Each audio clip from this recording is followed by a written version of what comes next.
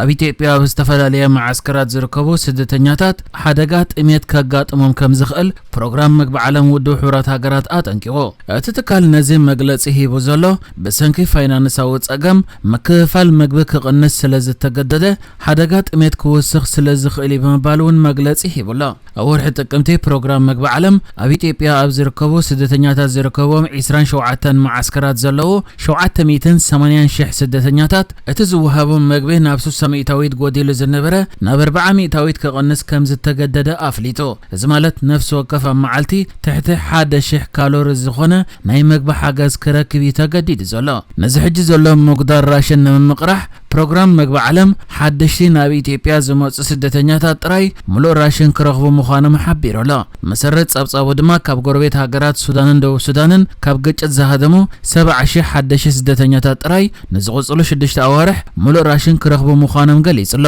እቶም ዝተረፉ ኣብታ ሃገር ንነዊሕ እዋን ጸንሑ ኣብ ዝተፈላለዩ ማዓስከራት ዝርከቡ ኤርትራውያን ዝርከቦም ስደተኛታት ግን እቲ ምጉዳር ራሽን ክጸልዎም ምዃኑ ኣፍሊጡ ዝርከብ። እቲ ትካል ብተወሳኺ ኣብቶም ሓደሽቲ ዝመጹ ስደተኛታት መጠን ጥሜትን ከቢድ ሕጽረት ምግብን ልዑል ስለ ዝኾነ ንዕኦም ጥራይ ሙሉእ ራሽን ን6 ኣዋርሕ ክህብ ከም ዝወሰነ ኣፍሊጡ። ዳይሬክተርን ወኪልን ፕሮግራም ምግቢ ዓለም ኣብ ኢትዮጵያ ዘላታ ሚሊሊች ሂቡ ኣብ ዘሎ መግለጺ ከቢድ ዝኾነ ምርጫ ኢና ክንወስድ ተገዲድና ዘለና። ብዝተኻእለና መጠን ንብዙሓት ስደተኛታት ትርጉም ዘለዎ ናይ ምግቢ ሓገዝ ክንገብር ንጽዕር ኣለና። ይኹን እምበር ምወላ እንተዘይረኺብና እዚ ምቁራጽ ምክፍፋል ምግቢ ሙሉእ ብምሉእ ደው ክብል ይኽእል እዩ። እዚ ድማ ነቲ ኣብዚ እዋን እዚ ንሕግዞ ዘለና ህይወት ስደተኛታት ኣብ ሓደጋ ዘእቱ ኢሉ ንሱ ወሲኹ እዚ ዝዛረበሉ ዘለኹ ሓደጋ ኣብ መጻኢ ዘጋጥም ኣይኮነን፣ ሕጂ ዘጋጥም ዘሎ እዩ። ሕጽረት ምግቢ ንሓደ ህፃን ኣብ ሓደጋ ጥሜት ከእትዎ ዝኽእል ነገር እዩ። ኣደ ደቃ ክትዕንግል ምግቢ ክትረክብ ኣለዋ፣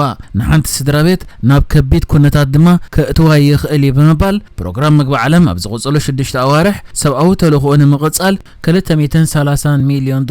ብህጹጽ ከም ዘድልየ ይገልጽ። እቲ ትካል ህጹጽ ምወላ እንተዘይረኺቡ ኣብ ዝቕጽሉ ኣዋርሕ ንኹሎም ኣብ ኢትዮጵያ ዝርከቡ ስደተኛታት ዝህቦም ሓገዝ ምግቢ ሙሉእ ብምሉእ ከቋርጽ ከም ዝኽእል እውን ኣጠንቂቑ እዩ። እቲ ትካል ንከቢድ ሕጽረት ምግቢ ዘጋጥሞም ህጻናትን ኣዴታትን ዝህቦም መኣዛዊ ምግቢ እውን ሓደጋ ምቁራጽ ኣንጸላሊዎ ምህላው እውን ገሊጹ ኣሎ። ከም ዝፍለጥ ኣብ ኢትዮጵያ ከባቢ 200,000 ዝበጽሑ ኤርትራውያን ስደተኛታት ዘለዉ ኮይኖም ካብዚኦም ድማ 10,000 ዝበጽሑ ስደተኛታት ኣብ ክልል ኣምሓራ ዝርከብ ማዓስከር ስደተኛታትን ኣብ ክልል ዓፋር ዝርከብ 2 ማዓስከር ስደተኛታት ይርከቡ እዮም። እዞም ስደተኛታት ከዓ ውድብ ሕብረት ሃገራት ብዝምጥዎ ራሽን ዝናበሩ ኮይኖም መሰረት እዚ ሕጂ ወፂኡ ዘሎ ጸብጻብ ግን እቲ ዝረኽብዎ ምግቢ ክጎድል ከምኡ ድማ ናይ ምስኣኑ ተኽእሎ ከም ዘሎ እዩ ብፕሮግራም ምግቢ ዓለም መጠንቀቕታ ዝውሃብ ዘሎ።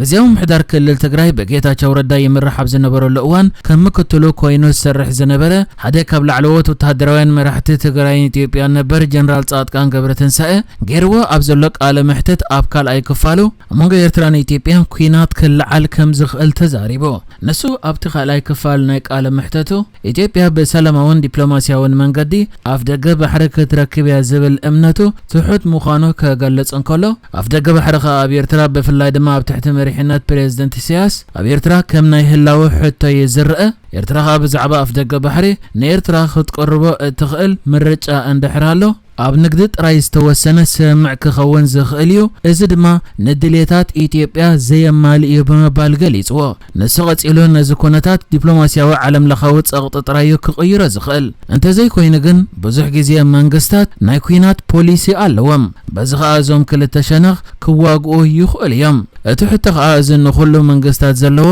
ናይ ውግእ ፖሊሲ መዓስ ኣብ ግብሪ ተውዕሎ ጥራይ ክኸውን ብምባል ኤርትራን ኢትዮጵያን ክዋግኣ ይኽእለን ዘሰምዕ መግለጺ ሂቢ ዘሎ። بقدام منستر سودان دكتور كامل إدريس زمرح لعلواي لوق سودان أبيرتراز جبرون أي كلتا معلتات مبصح فتيمو نبهاجره سودان تمليسو أبزل والأوان قدم مملاسو أبزهابو مجلسي نيرتران سودان التجبر زلات دقف دحر مسجان أبتي أبيرتراز أنا حلو أوان دما أبزغط الأوان ملء تكبارا نمرقات حولنا تاون تاريخاون ركب كلتي أنها جراتون زيادة نمدلدال قد محجي أبوليتيكاوي محبراوي بهلاون قطباون عودتات زتبت حس معت داقماي كحي المخانة قالي ገሊጹ ቀዳማይ ሚኒስትር ዶክተር ካሚል ኢድሪስ በተወሳኺ ነቲ ኤርትራ ኣብ ኩናት ሱዳን ሒዛቶ ዘላ መርገጺ ዝናኣዲ በመባል ንኤርትራ ዘለዎ ምስጋና ከቐርብ እንከሎ ብዛዕባ መርገጺ ኤርትራ ኣመልኪቱ ድማ ነቲ ኣብ ሱዳን ዘሎ ግጭት ኤርትራ ጎራብቲ ሃገራትን ፈተውሲ ሱዳንን ኣበርክቶ ብዝገብሮ ልመልክዕ ባዕሉ ብህዝቢ ሱዳን ክፍታሕ ኣለዎ ዝብል መርገጺ ዘለዋ ነዚ ድማ ንንእዶን ነድንቆይና በመባል ኤርትራ ንገዳማዊ ምትእታው ኣብ ኩናት ሱዳን ትቃወም ከም ዝኾነት እውን በመግላጽዩ መርገጺ ኤርትራ ኣብ ጉዳይ ሱዳን ዘለዎ ኣድናቆት ዝገለጸ ዓመታዊ ኣብ ኣፍሪቃ ዝግበር ውድድራት ቀደም ብሽክለታ ብፍላይ ድማ ናይ ሃገራውያን ጋንታታት በመገምጋም ተርታ ሃገራት ኣፍሪቃ ኣብ ኣፍሪካን ቱር ራንኪንግ ስርዕ ዓለም ለኻዊ ማሕበር ቀደም ብሽክለታ UCI ድሕርቲ ኣብ ሩዋንዳ ዝተኻየደ ናይ ዓለም ሻምፒዮን ቀደም ብሽክለታ ኤርትራ ኣብ ኣፍሪቃ ብ3933 ነጥቢ 07 ነጥቢ ቀዳማይ ደረጃ ከም ዝሓዘት ኣፍሊጡ ማሕበር ቀደም ብሽክለታ ዓለም ወይ UCI ኣብቲ ኣውፂዎ ዘሎ ተርታ ኤርትራ ኣብ ቀዳማይ ደረጃ ክትስራዕ እንከላ ደቡብ ኣፍሪቃ ድማ ዳርጋ ብፍርቂ ናይቲ ኤርትራ ዝሓዘቶ ነጥቢ ብዝትሕት 1301 ነጥቢ 25 ነጥቢ ካልኣይ ደረጃ ክትሕዝ እንከላ ኣልጄርያ ብ1003 ነጥቢ ኣብ ሳልሳይ ደረጃ ተቐሚጣላ ንኣልጄርያ ስዒባ ሞሪሸስ ራብዒቲ ኡጋንዳ ሓምሸይቲ ሞሮኮ ሻትሸይቲ ኢትዮጵያ ሻውዒቲ ሩዋንዳ ሻምነይቲ ካሜሮን ታሽዒቲ ቤኒን ድማ 10ይቲ ተቐሚጣላ ኩናት ቃዛ ንምዛም ፕሬዝዳንት ኣሜሪካ ዶናልድ ትራምፕ እስራኤልን ሓማስን ዝሓለፈ ሰሙን ንዘቕረቦ 20 ነጥብታት ዝሓዘ እማመ ሰላም ቀዳማይ ምዕራፉ ከም ዝተሰማምዑ ዝገልጽ ኮይኑ ሕጂ ድማ ዶናልድ ትራምፕ ነቲ ስምምዕ ሙሉእ ተግባራዊ ንኽኸውንን ዝተበጽሐ ስምምዕ ንምጽምባልን ናብ እስራኤል ምብጻሕ ክገብር ምዃኑ ዕላው ኮይኑ መሰረት ወፂ ዘሎ ዜናታት ድማ ዶናልድ ትራምፕ ሶኒ ናብ እስራኤል ምብጻሕ ከካይድ ኮይኑ እስራኤል ከዓ ንምብጻሕ ዶናልድ ትራምፕ ልዑል ምድላዋት ትገብር ምህላዋታ ሓቢሩላ بمسرت اتم الدلوات اسرائيل استات شح زبصحو ابالات بوليس او اقدست غوداناتاتن قند مأتويتاتن كوافر مخانم تفليطلا ترامب اب اسرائيل اب صنحل اوان نتم سمع قازا زقاوم زلو ملافنتن نتنياهو زخونو رحق يمناو كنف بوليتيكا زختلو اسرائيلاويان بوليتيكاويان كأمن ون تثبيت يغبراليو دحرنا اسرائيل صانحو تدما ناب كتما شرم الشيخ ناي غبص بممرح مس بريزيدنت غبص عبد الفتاح السيسي كراخبن ناي مودأتا كفال ناي تسمع دما ابسنا سرعات مفرامو كساتفن مخانو تفليت يركب كساب حجاب زلو معبالتات كاسرائيل بمسرة السمع اب تحتي انا زلو بركز زبلو فلسطينيان اسرات كتفتح خوينا